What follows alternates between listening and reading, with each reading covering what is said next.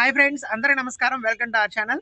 మనకి central government నుంచి EMRS అంటే ఏకలవ్య మోడల్ రెసిడెన్షియల్ స్కూల్స్ నుంచి టీచింగ్ మరియు నాన్ టీచింగ్ పోస్టులకి అయితే నోటిఫికేషన్ అనేది రిలీజ్ కావడం జరిగింది. టోటల్గా మనకు పోస్టులు చూసుకున్నట్లయితే 7,267 పోస్టులు ఉన్నాయన్నమాట. సో అందులో టీచింగ్ పోస్టులు ఎక్కువగా ఉన్నాయి. టీచింగ్ పోస్టులకి మనకి బీఈడి ఉండాలన్నమాట. అదే పీజీటీకి అయితే పీజీ ప్లస్ బీఈడి ఉండాలన్నమాట. అదే మనకి నాన్ టీచింగ్ పోస్టులు కూడా చాలా ఉన్నాయి. హాస్టల్ వార్డెన్ వచ్చేసి 635 పోస్టులు, accountant 61, junior secretariat assistant 228, lab attendant వచ్చేసి 146 అనమాట. వీటికి బీఈడి కానీ సీటెట్ కానీ ఇటువంటివి ఏమీ అవసరం లేదు. మీరు నార్మల్గా డిగ్రీ చదువున్నా, అదేవిధంగా జేఎస్ఏ ల్యాబ్ అటెండెంట్ వీటికి ఇంటర్ చదువున్నా కూడా సరిపోతుంది అనమాట. దీనికి సంబంధించి అప్లికేషన్ ఆల్రెడీ స్టార్ట్ అయిపోయాయి. మీకు అప్లికేషన్ వచ్చేసి ఆన్లైన్లో అప్లై చేసుకోవాల్సి ఉంటుంది. ఫుల్ డీటెయిల్స్, ఎగ్జామినేషన్ ప్యాటర్న్ ఎలా ఉంటుంది, శాలరీ ఎంత ఉంటుంది, ఎడ్యుకేషన్ క్వాలిఫికేషన్ ఏంటి, మొత్తం కూడా ఈ వీడియోలో డిస్కస్ చేయడం జరుగుతుంది. వీడియోని చివరి వరకు చూడండి. Let us start. సో మనకి పోస్టులు చూసుకున్నట్లయితే క్లియర్గా ఇక్కడ చెప్పడం జరుగుతుంది. హాస్టల్ వార్డెన్ టోటల్ మేల్ వచ్చేసి 346 ఉన్నాయి, ఫీమేల్ వచ్చేసి 289 ఉన్నాయన్నమాట. అకౌంటెంట్ అయితే 61 ఉన్నాయి, జూనియర్ సెక్రటేరియట్ అసిస్టెంట్ వచ్చేసి 228 ఉన్నాయి, ల్యాబ్ అటెండెంట్ 146 ఉన్నాయన్నమాట. క్లియర్గా ఎవరెవరికి ఎన్ని పోస్టులు ఉన్నాయనేది, రిజర్వేషన్ కూడా యూఆర్ ఎన్ని ఉన్నాయి, ఈడబ్ల్యూఎస్ ఎన్ని ఉన్నాయి అనేది క్లియర్గా ఇవ్వడం జరిగింది. సో అక్కడ చూసుకోవచ్చు మీరు.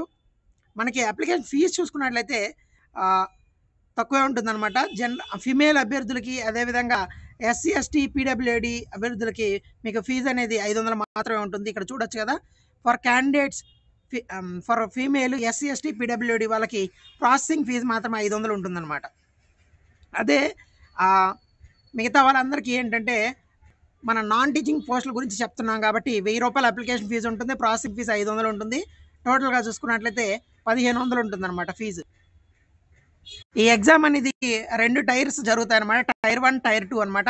టైర్ 2 అనేది మీకు క్వాలిఫైడ్ నేచర్, అంటే ఎన్ని పోస్టులు ఉన్నాయో అన్నికి 10 రెట్లు మిమ్మల్ని టైర్ 1 నుంచి టైర్ 2 కనే సెలెక్ట్ చేస్తారనమాట.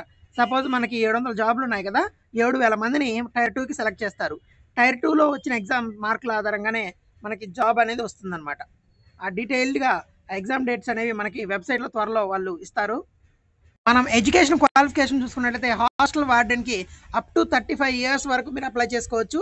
మీకు ఒక బ్యాచిలర్స్ డిగ్రీ ఉంటే సరిపోతుంది అనమాట.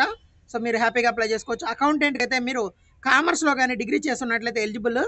సో దానికి కూడా ఏజ్ లిమిట్ అనేది 30 ఇయర్స్ వరకు చూసుకోవచ్చు, నో ప్రాబ్లం. తర్వాత జూనియర్ సెక్రటేరియట్ అసిస్టెంట్కి వచ్చేసి ఇంటర్ పాస్ అయి ఉండాలి. ఇంగ్లీష్లో 35 వర్డ్స్ పర్ మినిట్ కానీ కొట్టగలిగితే, అదే హిందీలో అయితే 30 వర్డ్స్ పర్ మినిట్ అనమాట. టైపింగ్ సర్టిఫికేట్ అని మాత్రం ఎక్కడ మెన్షన్ చేయలేదు. సో మీరు ఎలిజిబుల్ అవుతారు. తర్వాత ల్యాబ్ అటెండెంట్కి మాత్రం 10th క్లాస్లో పాస్ అయ్యి మీకు డిప్లొమా సర్టిఫికేట్ అనేది ఉంటే సరిపోతుంది, లేదా మీకు ఇంటర్ సైన్స్ స్ట్రీమ్తో పాస్ అయినా కూడా ఎలిజిబుల్ అనమాట. ఇవి మనకు వచ్చిన ఎడ్యుకేషనల్ క్వాలిఫికేషన్స్ నాన్ టీచింగ్ పోస్టులకు సంబంధించి.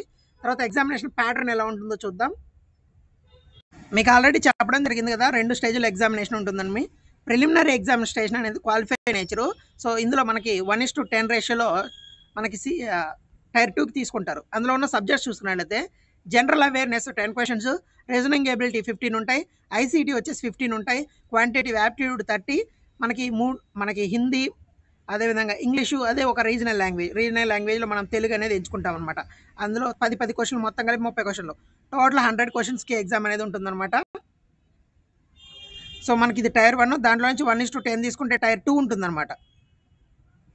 టైర్ 2 చూసుకున్నట్లయితే మనకి సిలబస్ అనేది డిఫరెంట్గా ఉంటుంది. Subject specific syllabus is uploaded on the website. మనకి వెబ్సైట్లో అప్లోడ్ చేస్తారు. వార్డర్కి సంబంధించి డిఫరెంట్ సిలబస్ అనేది ఉంటుంది. ఆబ్జెక్టివ్లో 40 ప్రశ్నలు ఉంటాయి, డిస్క్రిప్టివ్లో వచ్చేసి 15 ఉంటాయి అన్నమాట.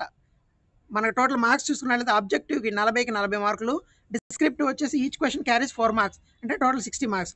మొత్తం 100 మార్కులకి 3 గంటల టైం ఉంటుంది. దీంట్లో వచ్చిన మార్కుల ఆధారంగానే మీకు జాబ్ అనేది ఇస్తారనమాట. ఇది టైర్ 2 అనేది చాలా ఇంపార్టెంట్. సేమ్ ఎగ్జామినేషన్ ప్యాటర్న్ అనేది అకౌంటెంట్ కూడా సేమ్ ఉంటుంది. కాకపోతే ఇక్కడ టైర్ 2లో కొంచెం సిలబస్ అనేది చేంజ్ అవుతుంది అనమాట. తర్వాత మనకి ల్యాబ్ అటెండెంట్ కూడా సేమ్ ఉంటుంది అనమాట. జూనియర్ సెక్రటేరియట్ అసిస్టెంట్ కూడా సిలబస్ టైర్ 1లో సేమ్ ఉంటుంది, టైర్ 2 మాత్రం సిలబస్ డిఫరెంట్గా ఉంటుంది అనమాట. సో ఈ విధమైన సిలబస్ అనేది ఉంటుందన్నమాట. మనకి శాలరీస్ చూసుకున్నట్లయితే మీ యొక్క ఎడ్యుకేషన్ క్వాలిఫికేషన్ అనేది 23వ తేదీ 10వ నెల 2025 ఆ రోజుకి మిమ్మల్ని చూస్తారనమాట. సో ఆ రోజుకి మీ గ్రాడ్యుయేషన్ అనేది కంప్లీట్ అయి ఉన్నట్లయితే మీరు ఈజీగా అప్లై చేసుకోవచ్చు. అదే మనకి లాస్ట్ డేట్ అనమాట అప్లై చేయడానికి కూడా. శాలరీ చూసుకున్నట్లయితే మనకి హాస్టల్ వార్డెన్కి వచ్చేసి లెవెల్ 5 శాలరీ ఉంటుంది. 29,200 బేసిక్ ఉంటుంది. దాని నుంచి మనకి డిఏ, హెచ్ఆర్ఏ, ఇతర అలవెన్స్లు కలుపుకుంటే మనకి 45,000 వరకు శాలరీ అనేది స్టార్టింగ్లోనే ఉంటుంది. తర్వాత అకౌంటెంట్కి అయితే లెవెల్ 6 35,400 స్టార్టింగ్ పే. తర్వాత జేఎస్ఏ జూనియర్ సెక్రటరీ అసిస్టెంట్కి 19,900, ల్యాబ్ అటెండెంట్కి వచ్చేసి 18,000 అనమాట. నెక్స్ట్ మనకి పిఆర్సీలో కూడా శాలరీస్ అనేది ఇంక్రీజ్ అవుతాయి. మీరు ఈ జాబ్కి అప్లై చేయాలనుకుంటే త్వరగా అప్లై చేయండి. మనకి వెబ్సైట్ లింక్ అనేది కూడా డిస్క్రిప్షన్లో ప్రొవైడ్ చేస్తాను, ట్రై చేస్తాను.